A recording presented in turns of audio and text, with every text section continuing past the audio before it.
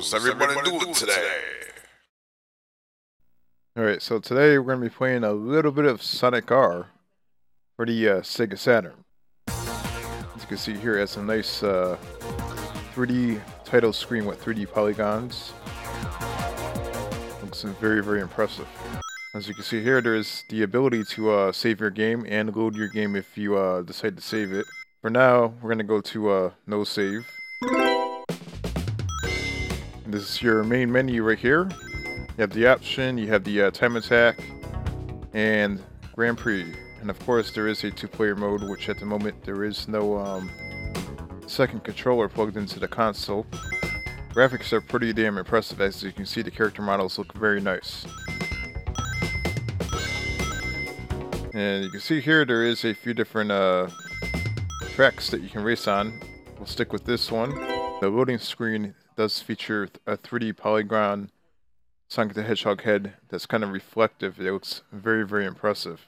And here we go. We're playing Sonic R for the Sega Saturn. Go! And we are using the 3D controller. And it's similar to the Knights game. So if the controls are a little bit easier to control with the 3D controller, because we have the joystick. But as you can see here, the graphics are pretty damn impressive. This is one of those games that if you use the regular Sega Saturn controller, it's going to control like crap. But if you do use the 3D controller with the joystick, it actually fixes that issue and the controls are way better. Now I remember a long time ago, probably back in like 97, 98, going into a Funkoland store, which they don't have anymore. And they actually had a Sega Saturn on display.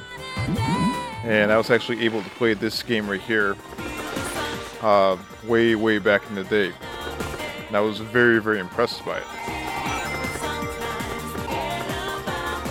Now, after a while not playing the game, I'm not used to it. So, again, the more you play it, the better you get at it. Probably have to say that this game is probably one of the best looking Saturn games. Set, go! The controls are a little bit difficult, but once you get past that, the game itself,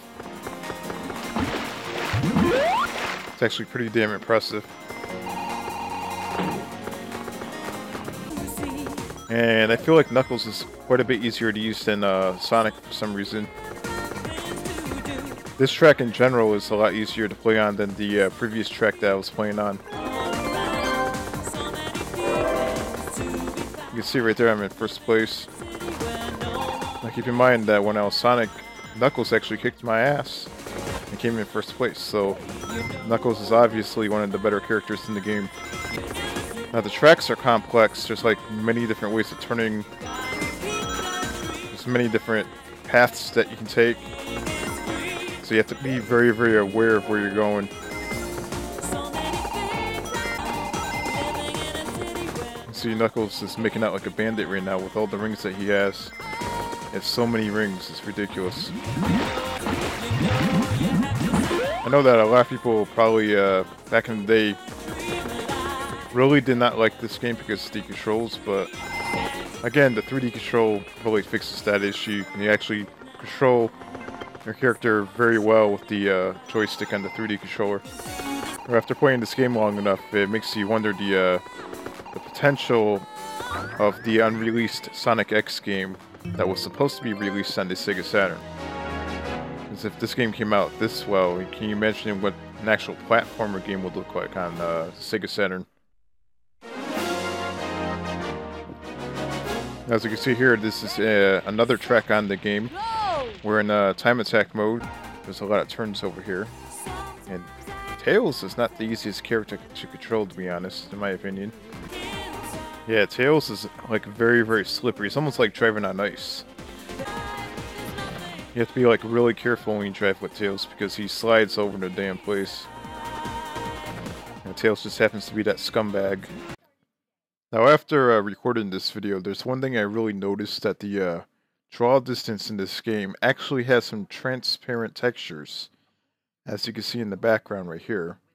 Very, very impressive for the Sega Saturn. And again, if you're first playing this game, you could easily get lost in it, trying to figure out where the hell you're going.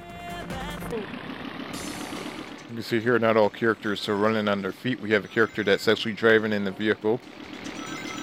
And the controls on the vehicle are actually not that bad. So for those of you that are familiar with the newer Sonic games, when you drive into the water, your vehicle transforms into like a boat. This is way, way ahead of its time. As you can see, they actually added that into this Sonic Racer game. This is the first Sonic Racer game. I think it was Sonic All-Star Racing. So you can actually have that ability in this game too, which is pretty interesting. Yeah, this character controls very well, but unfortunately, very, very slow. Also know that the soundtrack in this game is very, very good. It screams out the 90s. It's definitely a really awesome video game soundtrack. One of the best.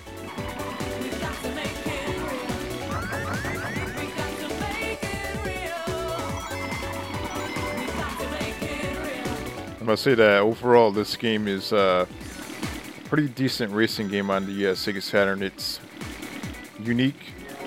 If you're a Sonic the Hedgehog fan, of course you're going to love this. You definitely need to use the 3D controller though. Certain characters do not control as well as others. The tracks can be misleading at times, but it takes getting used to. Once you get it down pat, you're going to be able to play this game very well.